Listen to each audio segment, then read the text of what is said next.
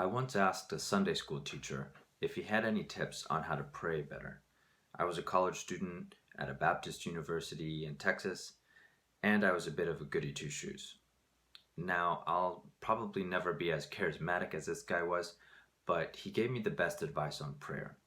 He said, approach it like you would any other relationship. It's communication. Just talk with God.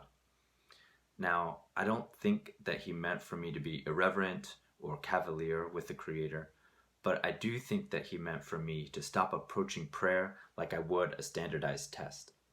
The truth is, everybody talks about prayer, but very few know how to do it or how to make it a habit or what it accomplishes exactly. I think it's a very human reflex. Humans cry out to something when they feel like it or if there's a tough situation, but I don't think that we know exactly what we're doing. And Christians often have a guilt complex about prayer. It is this thing you're supposed to do along with reading the Bible, and it's supposed to make you into a super Christian.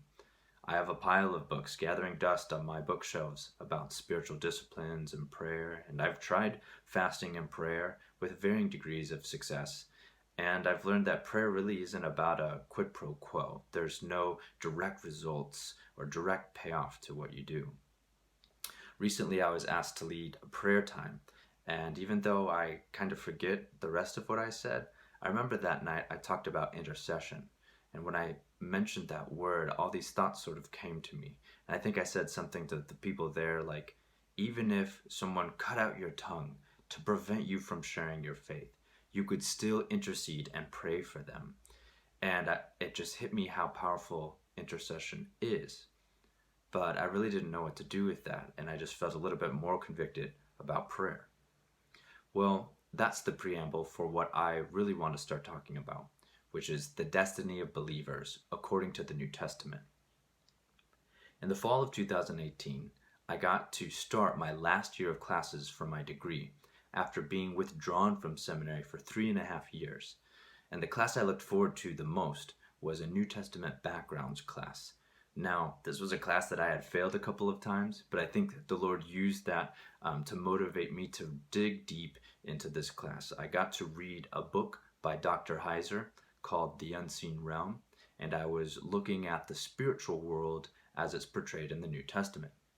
You see, even before seminary, I'd always read and watched and listened to anything I could get my hands on about demons and gods and exorcisms and spiritual realms and spiritual powers.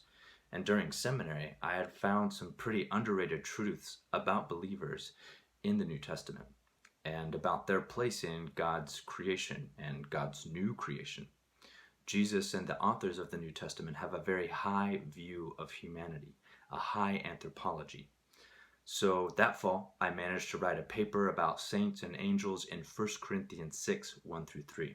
And I had a lot of fun writing that paper, and it took a few left turns into sources I hadn't really encountered before. The paper pulled me into the New Testament world of the supernatural realm, which is heavily influenced by the Jewish texts of the Second Temple era, right around Jesus' time. And ever since then, I have tried to imagine how I could begin to share what I learned then and what I'm continuing to learn.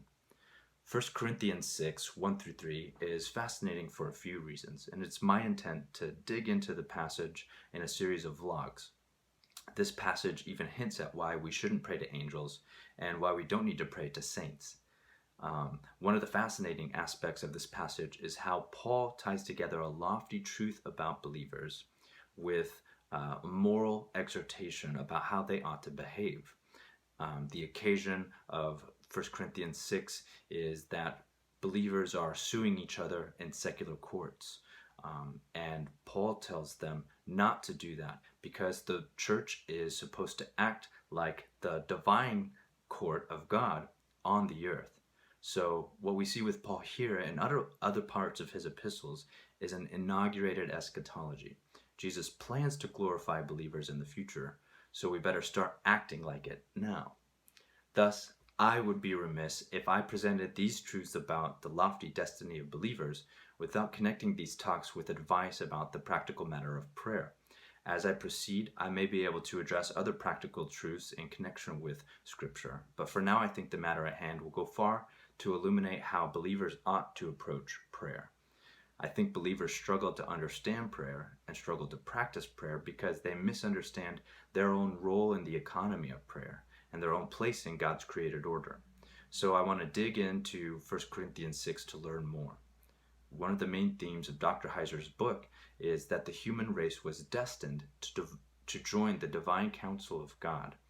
And there is an enemy who is preventing us from knowing that destiny, knowing that story. But not only that, Satan has a whole campaign of delusions that keeps us from joining God's story and finding our place there. So I fully intend for this vlog to confront some of the wrong thinking about God, humans, angels, and especially some of the things that are beginning to resurface in pop culture. Our ordained place stands empty until we live into God's purposes in making us and redeeming us. To stand before God and take our place in the divine counsel is the reason why He made us. And intercessory prayer is something that we can begin to do even now, because I believe it is the destiny of believers.